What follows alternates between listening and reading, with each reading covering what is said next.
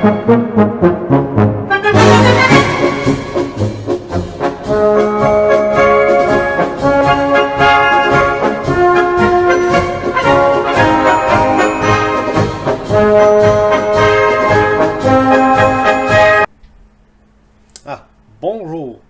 Donc, vous me demandez sûrement qu'est-ce qui se passe. Hey, bonjour et bienvenue à Le Compte vous Compte. Vous me demandez sûrement, mais qu'est-ce qui se passe avec mon pauvre doigt? Eh bien, voyez-vous, c'est fait mordre par une chèvre démoniaque à la fin de mon épisode en réponse à Métatron. Puis le temps que je me battais, puis que ensuite les autres épisodes en anglais se fassent, il y a le background qui a changé. Oui, on a perdu la petite affaire et on est rendu. Et notre chair interne a assemblé quelque chose de nouveau. Et ça nous a permis de mettre quelques livres de plus. On commence à remplir lentement mais sûrement, déplacer quelques affaires et des livres incluant pertinent avec aujourd'hui le Mortier d'Arthur de Sainte-Marie. J'ai même retrouvé les laits de Marie de France. Et ben, il était déjà là, le roman de la table ronde de Chrétien de Troyes qui sera utilisé, mais surtout ceux qui se demandent, mais PHB, c'est quoi ça? Et ceux qui savent, qui se demandent, ok, mais de quelle édition? Alors, on parle du manuel des joueurs, donc Player Handbook en anglais, de la 3.5 qui est ici, page 234, 235, où sont les versions majeures et mineures d'un petit sort très sympathique qui est en lien avec le sujet d'aujourd'hui, c'est-à-dire les créatures féeriques et sortir avec ou non. Pour bien comprendre, la plupart des créatures féeriques, alors imaginez-vous pas des petites fées avec les petites ailes qui volent partout, imaginez-vous plus de quoi dans le genre des elfes, peut-être seulement même, pas tout à fait les elfes du Seigneur des Anneaux ou des Norses, mais pas très loin. Et là encore, c'est simplifié, mais c'est pour le point de comprendre. Parce que s'il y a ben un truc qui pourrait être considéré selon le terme moderne comme étant kinky et qui serait legit, c'est de faire selon les standards de l'époque, c'est avoir des relations avec des créatures d'autres mondes. Pourtant que ce soit dans l'art de la chose, donc dans des liens du mariage et avec une espèce reproductible. Donc, pas tout à fait vos trucs à la commandant Shepard. Mais bref, revenons à nos moutons. Donc, les fées du folklore médiéval sont issues des légendes celtes. Donc, dans l'archipel celte et les endroits peuplés par les Celtes, notamment la Gaule, mais surtout la Bretagne, appelée à l'époque la Petite-Bretagne, parce que la Bretagne régulière, c'est ce que vous appelleriez la Grande-Bretagne, qui est sensiblement le Pays de Galles, donc les vrais Bretons, qui occupaient tout ça avant d'être obligés de fuir l'invasion génocidaire.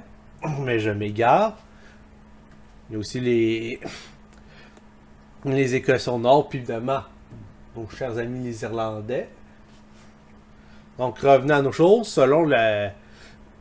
Donc, il y a le Celte avec les fées, sur lequel je vais revenir, on va revenir un peu plus tard. Marier une fée, j'utilise dans fée, on rassemble tout ce qui viendrait de toute créature surnaturelle compatible. Alors, il faut quand même que vous imaginiez que, pour les fées, imaginez Galadriel. Maintenant, imaginez-en plusieurs et imaginez que Galadriel, c'est la servante et qui, malgré sa grande beauté, qui pourrait même être considérée comme, qui est dans plusieurs cas considérée comme plus grande même que celle de la reine qui est l'épouse d'Arthur, donc Guenièvre.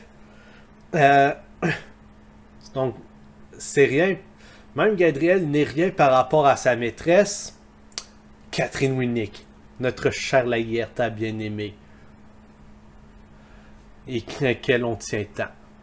Donc, oui, vous pouvez avoir de magnifiques relations avec Laguerta selon le folklore médiéval, quand bien même elle est tellement fantastique qu'elle est carrément d'un autre monde, et ça peut vous apporter certains bénéfices supplémentaires, incluant ben du cash, et surtout, dans la plupart des affaires, si vous respectez vos trucs correctement, ben des enfants.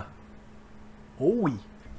Bon, bonjour, moi du futur qui remplace moi du passé sur un segment beaucoup trop long et mal fait. Pour résumer, de façon très courte, j'espère, j'ai assez entendu, votre chère Laguerta pourrait être un serpent, ou du moins une hybridation femme-serpent qui change de forme régulièrement. Ça va dans le mythe de la vouivre, qui en anglais a été traduit par Wyvern et a donné certaines autres créatures. Je ferai un épisode entier là-dessus et aussi sur le mythe des femmes serpents. Mais bref, ce qui est important de savoir pour pas que je vous prenne 4 minutes de trop à parler de détails foireux, votre Laguerta peut être un serpent et c'est pour vous une très bonne chose parce que ça veut dire que vous allez avoir plein d'enfants, ils vont aller loin et ils risquent même de se ramasser avec des associations à Dracula. Ça peut vraiment aller loin le patentage. Je vous invite à lire la version d'Histoire de Mélusine qu'il y a dans Kingdom Come Deliverance si vous pouvez. Et sur ce, retour à l'épisode. Je vais voir comment ça vire bien ces changements-là d'interruption par moi du futur. Ou comme que je disais, ça peut juste être l'équivalent d'une elfe qui vous donne ben du cash. Parce que sa dot était à ce point gigantesque, parce que probablement qu'elle vit sur une mine d'or ou quelque chose de même. Ou juste dans un pays très très riche, assez pour comparer les Byzantins. Donc, c'est différentes possibilités. Mais pour vous en parler plus en détail, je vais faire venir mon associé, une roche. Et pour ce qui est de la roche, eh bien, là où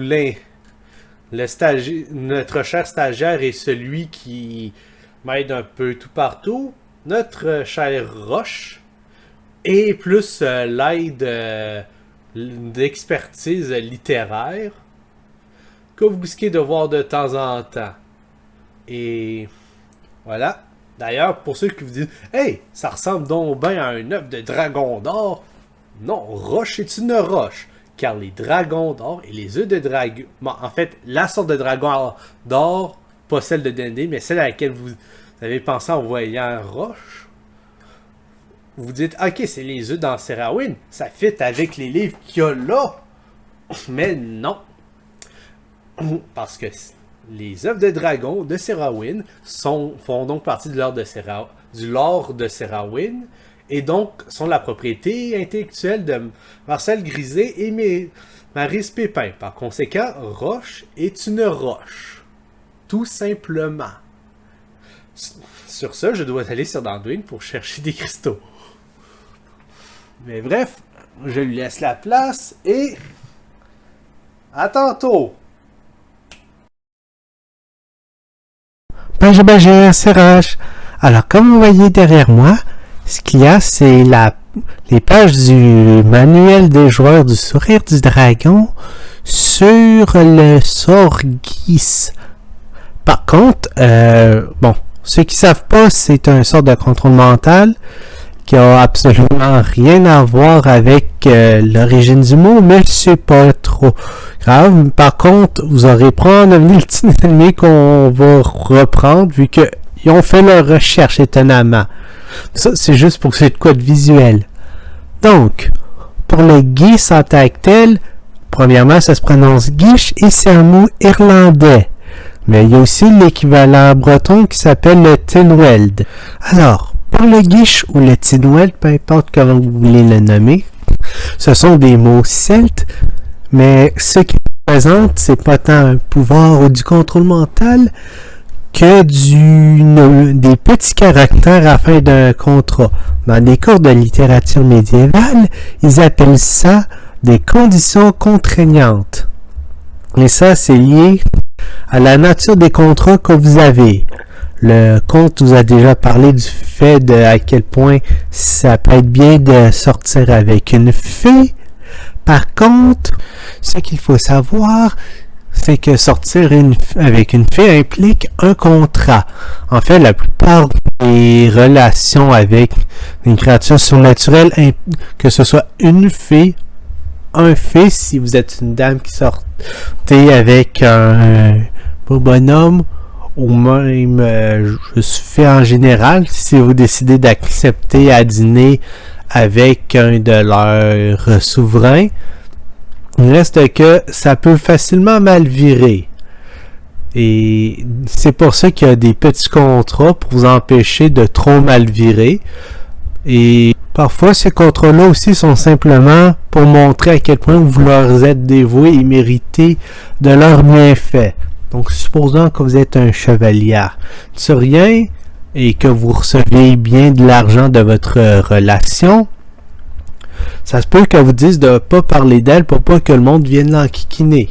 Elle vous dira peut-être pas nécessairement le pourquoi, mais par contre, je dois vous faire un petit parenthèse pour vous dire que les contrats ne vous donneront pas de super pouvoir ou autre capacité surnaturelle, à part peut-être une vie plus longue si vous allez vivre dans leur domaine, mais c'est à peu près tout. Pour venir à la base, vous avez votre contrat, vous avez votre relation. Qu'est-ce qui arrive si vous brisez votre contrat? Eh bien, c'est que la relation prend fin. Et ça c'est dans le meilleur des cas parce que ça se peut que quelqu'un meure. Et si la personne meurt, ben là, il faut que vous espériez que l'enfant d'un des deux va venger le tout. Par contre, si vous brisez le contrat et que l'autre personne ne meurt pas, ni vous, alors vous avez quand même la possibilité de vous repentir et d'essayer de faire quelque chose pour corriger votre bris, ce qui vous permet de reprendre la relation. Quoique ça se peut qu'il y ait certaines modifications par après. Pour reprendre un des exemples arthuriens, vous parlez de votre petit ami, les choses se brisent, vous avez quelques problèmes, la reine est offensée, vous avez un procès, mais vous essayez de vous reprendre et de pas en parler plus. Ça se peut qu'elle vienne vous défendre, qu'elle pète la cour puis que vous partez avec pour ne plus jamais être vu parce que vous allez dans son monde. Alors, je parle d'un monde, mais qu'est-ce que le monde féerique? Alors, pour ceux qui avaient en tête le petit dessin animé, non, ce n'est pas une dimension métaphysique où vous pouvez voir des trucs étranges ou demander à Dieu de tuer un monarque anglais dans des plays au conte. Ce monde-là serait un peu plus du Feywild que vous voyez dans des jeux comme D&D, Pathfinder ou même dans les jeux de White Wolf, du World of Darkness, la version pour les fées. Ça ressemblerait un peu plus à ça, mais ces différentes versions que vous voyez dans ces jeux-là, ça serait peut-être plus une interprétation ou l'effet de hallucinogène, parce que le monde des fées n'est pas si extraordinaire que ça. Oui, vous avez généralement énormément de richesse et d'opulence. Oui, il y a des distorsions temporelles, mais de ce qu'on en sait, c'est pas si extravagant en dehors de ça. D'ailleurs, pour ce qui est du voyage entre les deux mondes, il faut que vous sachiez que les passages peuvent se faire de différentes manières. Il y a des passages souterrains qui passent sous des collines, ce qui a d'ailleurs donné à certaines personnes l'impression qu'il s'agissait du monde des morts, ou du moins d'une reprise du monde des morts celtes. Alors, on n'en sait pas assez sur la civilisation celte et la mythologie pour confirmer ou infirmer qu'ils faisaient juste voyager dans le monde des morts. Mais, du peu d'indices connus, il y a des bonnes chances qu'ils pensaient juste à un monde parallèle qui n'était pas nécessairement celui des morts. Et là, j'ai mentionné des tunnels souterrains, mais parfois, juste marcher en forêt de même peut vous faire passer d'un endroit à l'autre. Des fois, vous avez juste de la brume, un peu comme pour le Ravenloft original. En fait, je crois que même moderne, il continue de même. Bref, il y a différentes manières d'y aller. Parfois, c'est des passages un peu plus précis où vous pourriez croire qu'il y a un portail, terre creuse ou peu importe. D'autres fois, vous faites juste vous déplacer, hop, vous êtes là où que le portail est un peu plus subtil. Des fois, c'est carrément via un étendue d'eau de voyager sur l'eau ou vous plongez dans un lac. Comme vous voyez, il y a une bonne variété. Mais ça reste que c'est sensiblement c'est un monde parallèle qui a plusieurs portes avec le nôtre, mais ce sont des portes qui généralement sont éloignées et au-delà des fronts du monde civilisé. Puis même quand ils sont prêts, il y a toujours une difficulté d'accès qui fait qu'on peut pas. C'est pas tout le monde qui peut juste se trimballer d'un bord ou de l'autre. Faut connaître le passage. Et parfois, c'est pas des passages qui sont ouverts en permanence. Et pour ce qui est de la population, outre les servantes qui ont l'air de Galadriel, selon les interprétations du conte, et les nobles dames qui sont à l'apparence de Lagertha, et probablement que pour les mâles, vous avez une couple des crises de Marvel. Ça reste que pour la population de ce monde-là, relativement peu connu. Tout ce qu'on sait, c'est que ils ont souvent d'apparence humaine, à quelques détails près. Et on sait aussi qu'ils ont parfois d'échanges-formes, ou du moins que des créatures de ce monde-là peuvent en engendrer.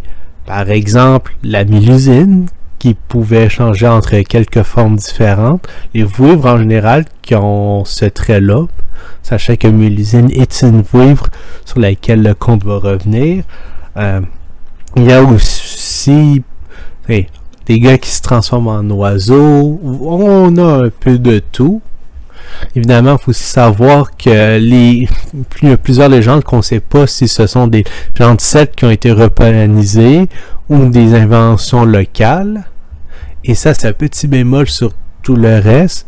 Si on prend par exemple Marie de France et ses laits, ces laits sont incertains. Elle prétend que ce sont des légendes bretonnes qu'elle a elle-même retrouvées, mais c'est dur à confirmer ou infirmer. Mais il est probable aussi qu'elle ait mis sa propre petite touche, au même titre que la plupart des auteurs des romans arthuriens. On ne sait pas à quel point ce sont des inventions. Il y a des inventions pures et il y a des mythes locaux. Donc, on a plusieurs gros bémols à mettre. On ne sait pas si c'est vraiment des légendes, si le tout est des légendes celles qui ont été reportées ou si c'est des informations, mais ça reste que ça fait partie de la littérature et un peu du folklore médiéval. Et là encore, ce qu'on a en termes d'écrit, ce sont souvent ce que la cour avait en tête. Ce qui est de la basse population, c'est un peu plus dur à savoir. On sait que l'Église tentait de supprimer différentes superstitions comme les croyances aux sorcières. On sait d'ailleurs qu'un arbre dans le village natal de Sainte-Jeanne d'Arc avait réputation d'avoir des fées, mais quelle sorte de fées, les effets de ce qui se passait quand on dansait autour, tout ça variait. On sait que Jeanne n'y croyait pas trop. Donc, c'est ça, il faut garder les bémols en tête, mais pour ceux qui veulent bâtir des mondes ou autres, ou écrire des histoires, peu importe, faire des campagnes de D&D, alors voilà, pensez population du Feywild qui ressemble à des humains, même si des fois ce sont des change-formes, et qui vont vous faire des contrats avec une petite clause foireuse, mais ces contrats-là sont généralement très positifs, mais ce qu'ils vont faire, c'est qu'ils vont surtout vous donner richesse, descendance et autres, plus que vous donner des super pouvoirs. Et le Gish, donc Gish de son vrai nom, n'est pas un super pouvoir, grande déception je sais, mais il s'agit en fait des petites lettres en bas d'un contrat. Sur ce, je vous souhaite une bonne journée ou soirée ou matin, peu importe, et allons voir ce que le comte fait de son côté.